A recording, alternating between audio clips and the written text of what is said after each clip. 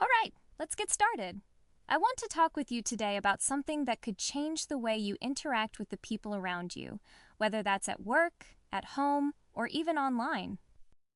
Have you ever been in a situation where someone treated you in a way that made you really uncomfortable?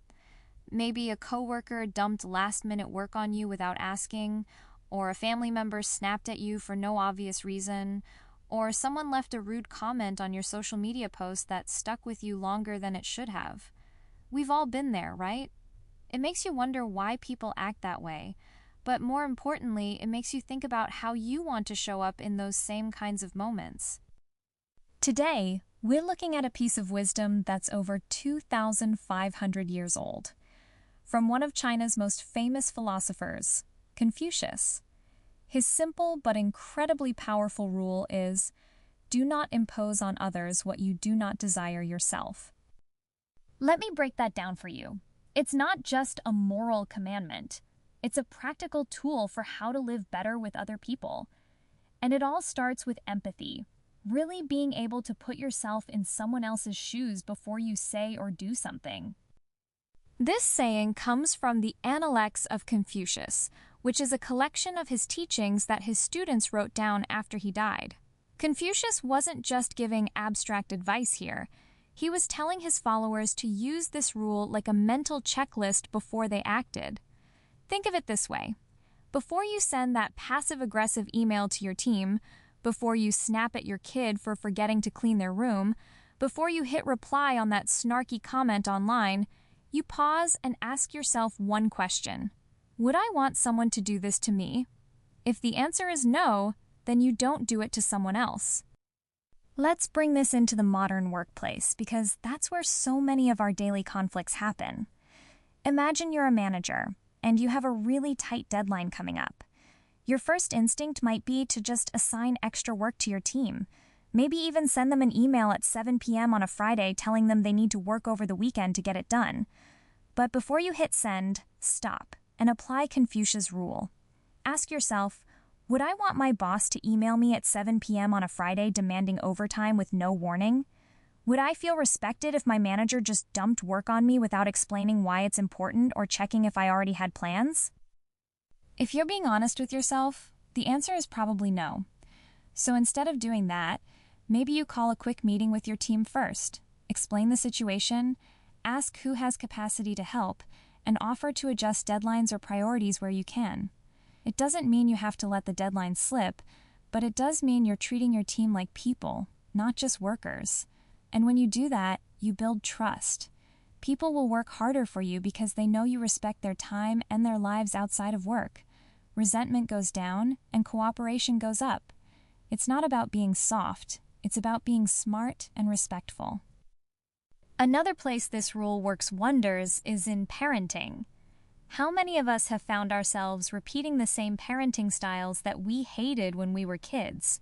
Maybe your parents were really strict with you, so when your kid does something wrong, you automatically snap at them the same way your parents snapped at you, even though you remember how terrible that made you feel. Confucius invites us to break that cycle. Let's say your kid forgot to take their lunch to school for the third time this week. Your first thought might be to yell at them for being irresponsible.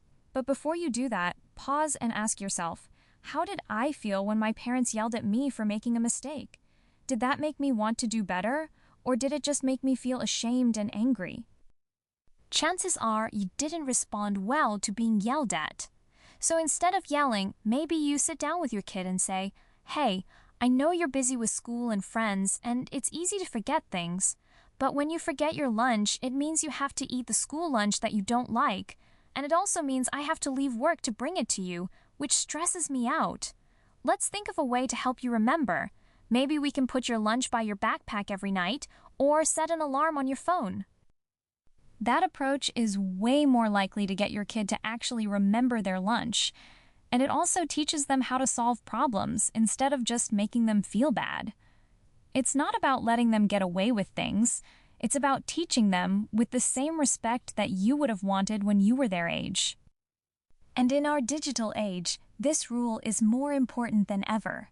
Social media has given us all a platform to share our opinions, but so many of us use that platform without thinking about how our words affect other people. We see a post we disagree with, and we fire off a comment that's snarky or critical, without stopping to think about how we would feel if someone wrote that same thing about us.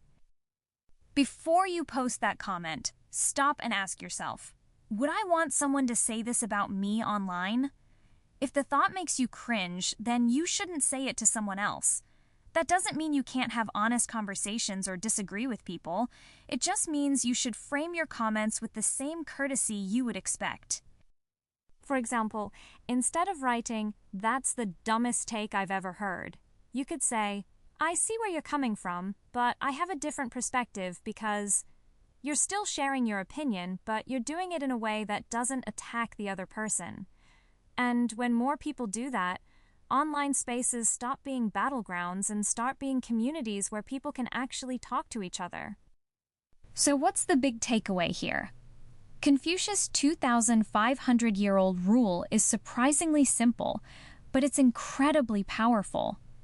In any interaction you have, whether it's with your boss, your kid, or a stranger online, just pause for a second and ask yourself, would I want this done to me? That one question can guide all your decisions. It can help you build better relationships at work, create a happier home life, and make the internet a nicer place to be. I want you to try this for 1 week. Every time you're about to say or do something that affects someone else, ask yourself that question. Notice how it changes the way you interact with people. You might be surprised at how much less conflict you have and how much more connected you feel to the people around you. True wisdom isn't about complicated theories or fancy words. It's about having practical tools that make your life better. And sometimes, the best tools come from the most unexpected places, like a philosopher who lived over 2,500 years ago in China. Thanks for listening. I want to hear from you. What's one situation this week where you could apply this golden rule? Let me know in the comments. And don't forget to subscribe for more simple, practical wisdom from Chinese philosophy that you can use in your daily life.